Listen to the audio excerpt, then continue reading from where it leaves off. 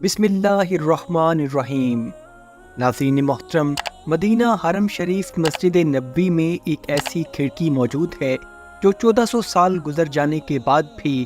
بند نہیں ہوئی، اور ایک خاص وعدہ جو 1400 سال پہلے حضرت محمد صلی اللہ علیہ وآلہ وسلم کی محبت میں کیا گیا، وہ آج بھی اس کھڑکی کی شکل میں نبھایا جا رہا ہے۔ ناظرین محترم، مسجد نبوی میں موجود یہ کھڑکی کون سی ہے؟ اس کھڑکی کے ساتھ ام المؤمنین اور ان کی رسول اللہ صلی اللہ علیہ وآلہ وسلم سے محبت کا کیا تعلق ہے؟ آج کی ویڈیو میں ہم آپ کو اسی کھڑکی کی ایمان افروز حقیقت سے آگاہ کریں گے، لیکن اس سے پہلے اگر آپ نے ہمارے چینل حقیقت جانوں کو سبسکرائب نہیں کیا تو براہ کرم سبسکرائب ضرور کر لیجئے گا، اور ساتھ ہی ساتھ بیل کے نشان کو بھی دبا دیجئے تاکہ ایسے ہی حقیقت سے بھری ویڈیوز کا نوٹیفیکیشن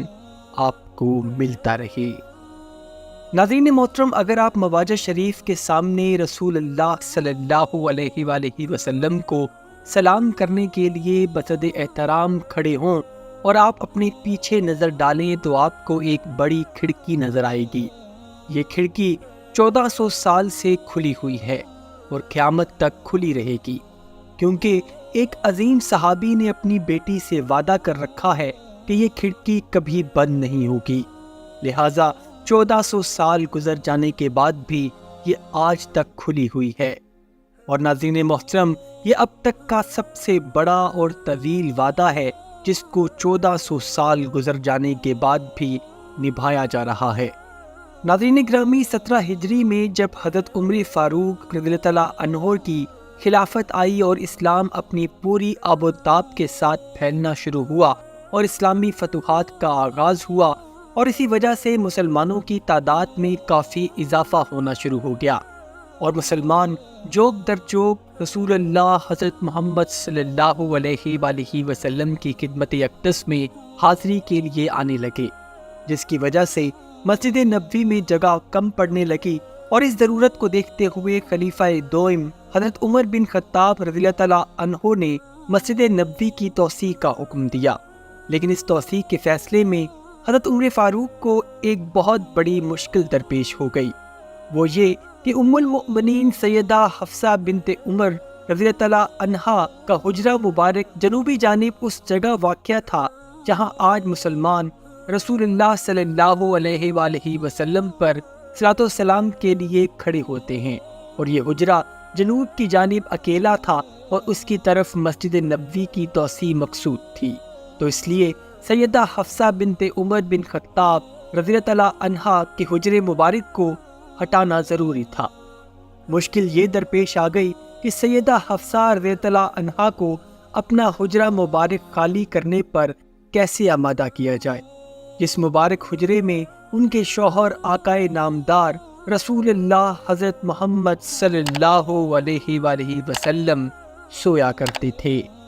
تو اسی لیے حضرت عمر بن خطاب رضی اللہ تعالیٰ عنہ خود اپنی بیٹی کے پاس یہ گزارش لے کر آئے کہ وہ اپنے حجرے کو خالی کر دیں تاکہ مسجد کی توسیع کی جا سکے۔ خلیفہ وقت حضرت عمر بن خطاب رضی اللہ تعالیٰ عنہ، جو کیسر و کسریٰ کے فاتح تھے، اپنی بیٹی کے پاس گزارش اس لیے لے کر آئے کہ وہ ان کی بیٹی تو تھی ہی، لیکن سب سے بڑھ کر وہ رسول اللہ صلی اللہ علیہ وآلہ وسلم کی زوجہ محترمہ بھی تھی، لہٰذا اس رشتے کی تعظیم بھی حضرت عمر فاروق رضی اللہ عنہ پر لازم تھی، جو انہوں نے بھرپور طریقے سے نبھائی۔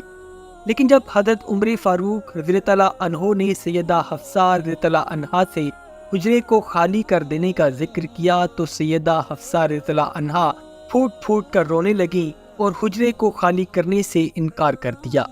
اور ان کا پھوٹ پھوٹ کر رونا جائز بھی تھا، کیونکہ آقائے دو جہاں رسول اللہ صلی اللہ علیہ وآلہ وسلم ان کے حجرے کی دیوار کی دوسری جانب مدفون تھے۔ حضرت عمر فاروق رضی اللہ عنہ حضرت حفصہ رضی اللہ عنہا کی حالت دیکھ کر واپس لوٹ گئے، اور 2 دن کے بعد دوبارہ وہی بات لے کر سیدہ کے پاس آئے، لیکن سیدہ حفصہ رضی اللہ عنہا پھر سے رونے لگی، اور اس بار بھی انہوں نے حجرہ خالی کرنے سے صاف انکار کر دیا۔ اس کے بعد دیگر اصحاب بھی سیدہ حفصہ رضی اللہ عنہا کو منانے کے لیے کوشاں ہوئے، لیکن ہر بار سیدہ حفصہ رضی اللہ عنہا انکار کر دیتی، کیونکہ جس حجرے میں وہ رہ رہی تھی اس کی ایک دیوار کے پیچھے رسول اللہ صلی اللہ علیہ وآلہ وسلم کا روضہ تھا، اور وہ رسول اللہ صلی اللہ علیہ وآلہ وسلم سے دوری برداشت نہیں کر سکتی تھی۔ اس کے بعد حضرت عائشہ صدیقہ رضی اللہ عنہا اور دیگر بڑی عمر کی خواتین نے مداخلت کی، اور سیدہ حفصہ سلام اللہ علیہ کو منانے کی کوشش کی گئی، اور پھر وہ ایک بڑی شرط کے عوض راضی ہوئی، اور وہ شرط یہ تھی کہ ان کی رہائش گاہ سے ایک کھڑکی کھول دی جائے جہاں سے وہ اپنے محبوب شوہر آقا دو جہاں حضرت محمد صلی اللہ علیہ وآلہ وسلم کی قبر مبارک کو دیکھ سکیں، اور وہ کبھی بھی بند نہیں ہوگی۔ لہٰذا خلیفہ وقت حضرت عمر بن خطاب رضی اللہ عنہ نے اماں حفصہ رضی اللہ عنہا کی یہ شرط مان لی، اور ان سے کیا گیا وعدہ پورا کر دیا گیا، اور یہ وعدہ 1400 سال گزر جانے کے بعد بھی قائم ہے، اور یہ کھڑکی آج بھی ویسے ہی کھلی ہے، اور اس کھلی کھڑکی کو دیگر ناموں سے بھی پکارا جاتا ہے، جیسا کہ خوخہ حفصہ، خوخہ عمر، اور اس کو امام سیوطی اور ابن کثیر نے بھی ذکر کیا ہے۔ ناظرین محترم، آج تک جو بھی شخص مسجد نبوی کا متولی بنا ہے اس نے اس کھڑکی کی دیکھ بھال کی ہے، اور آج تک حضرت عمر فاروق رضی اللہ عنہ کا وعدہ پورا کیا جا رہا ہے جو انہوں نے اپنی بیٹی اور ام المؤمنین سیدہ حفصہ رضی اللہ عنہا سے کیا تھا۔ سیدہ حفصہ رضی اللہ عنہا رسول اللہ صلی اللہ علیہ وآلہ وسلم کی چوتھی بیوی تھی، اور انتہائی پرہیزگار اور عبادت گزار تھی۔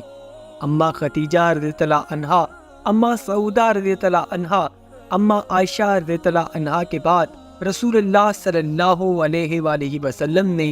سیدہ اماں حفصہ رضی اللہ عنہا سے نکاح کیا۔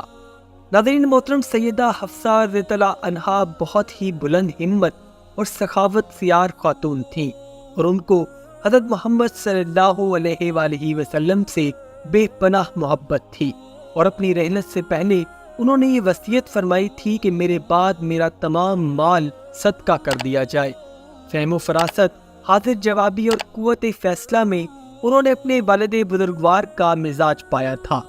اور سیدہ اماں حفصہ رضی اللہ عنہا ہی وہ خاتون ہیں جن کو رسول اللہ صلی اللہ علیہ وآلہ وسلم نے وہ راز بتایا کہ میرے بعد خلیفہ حضرت ابو بکر صدیق اور ان کے بعد حضرت عمر بن خطاب ہوں گے، اور جب آپ کا وصال ہوا تو اس وقت بھی آپ روزے سے تھیں۔